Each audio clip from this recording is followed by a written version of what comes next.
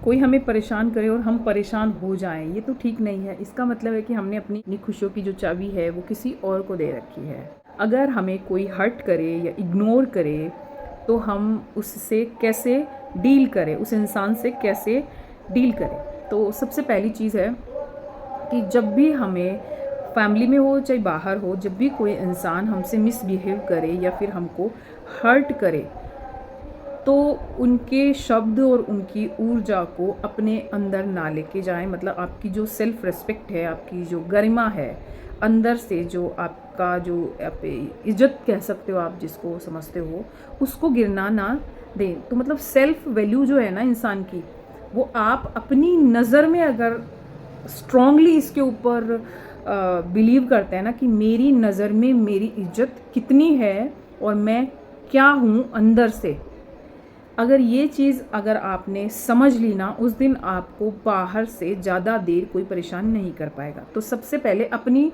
आत्म जो मूल्य है, मतलब सेल्फ वैल्यू है ना, उसको गिरने ना दें, उसको बिल्कुल भी छोटा ना फील होने दें। दूसरी चीज़ है, मुझे ऐसे लगता है कि आपको कोई हर्ट तभी करता है जब वो खुद ऑलरेडी हर्ट है। देखिए, इंसान की जो चेतना है वो जिस स्तर की होती है वो वही वैसा ही बिहेव करता है। अगर कोई गुस्से में है या तो उसके चारों तरफ वो गुस्सा ही करेगा, है ना। अगर कोई इंसान ग्रिडी है तो वो ग्रिडनेस ही फैलाएगा। अगर कोई ईर्ष्यालु प्रवृत्ति का है तो वो ईर्ष्या ही करेगा।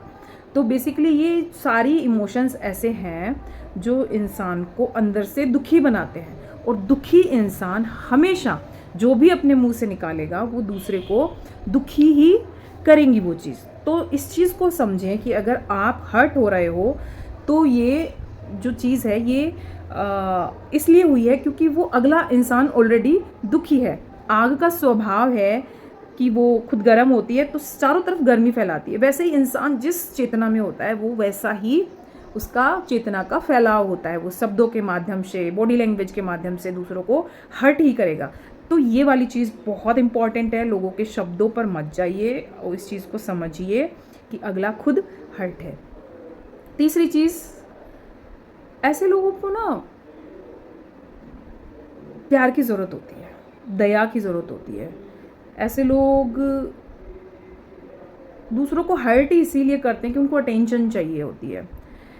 और तो इस चीज़ को समझते हैं अगर आप, तो ऐसे लोगों को आप हर्ट ना करें, उनके साथ बहुत ही दया से और बहुत ही प्यार से ही पेश आएँ। और अगर आपको लग रहा है कि मुझसे टॉलरेट नहीं हो रहा है तो फिर बात को वही ख़त्म कर दें और उनको उनके हाल पर छोड़ दें। नेक्स्ट चीज़ है कि ना, अपने लिए, अपनी पीस को बनाए रखने के लिए, अपने स्वभाव को बनाए रखने के लिए आपको ना अपने लिए बाउंड्रीज़ बनानी होंगी। अगर आपको लगता है कि सामने वाला इंसान जो है वो उसका तो इंटेंशन सिर्फ और सिर्फ मुझे हर्ट करने का ही है, तो भाई ऐसे इंसान से मुझे बाउंड्री सेट करनी पड़ेगी। आप चाहे कितना भी भगवान में विश्वास करते हैं, चाहे आप कितना भी पूजा पाठ करते हैं, चाहे आप कितने भी आध्यात्मिक इंसान हैं, लेकिन देखिए वो कहते हैं ना कि संग का रंग जरूर चढ़ता है। तो अगर आप एक ईर्ष्यालु इंसान, जेलेसी रखने वाला इंसान, ग्रिडी इंसान और डोमिनेटिंग इंसान को अगर अपने पास आने ही देंगे या फिर उसको हमेशा ये सोचेंगे कि नहीं इसको ठीक करना तो मेरी मेरी मेरी मेरी जिम्मेदारी, तो एक दिन सामने वाला तो नहीं चेंज होगा, आप अपना पीस खो देंगे, है ना। तो अपने लिए बाउंड्री बनाएं और आपकी जो चीज़ें आपको पीसफुल बना के रखती हैं उनको कंटिन्यू रखिए। यही तरीका है अपने आप को हर्ट होने से बचाने का। तो चलिए इसी चीज़ को हम शॉर्ट रूप में एक घटना की तरह देखते हैं कि मान लो आपके पास कॉल आया किसी रिश्तेदार का या किसी का भी, और उसने कुछ आपको ऐसे शब्द कह दिए हैं जो आपके लिए ठीक नहीं है, जो आपकी जो पीस है उसको वो ख़त्म कर रहे हैं।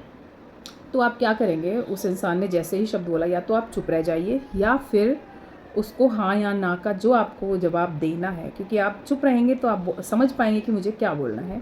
ऐसा कुछ नहीं बोलना है कि जिससे उसके अंदर वो बदले की भावना आए, या फिर आप उससे बदला लेने का सोचें कि तो बदला नहीं लेना है हमको सिर्फ ऐसा रिएक्ट करना है कि वो चीज़ वहीं पे ख़त्म हो जाए, हमारा कोई नेगेटिव कर्म पैदा ना हो।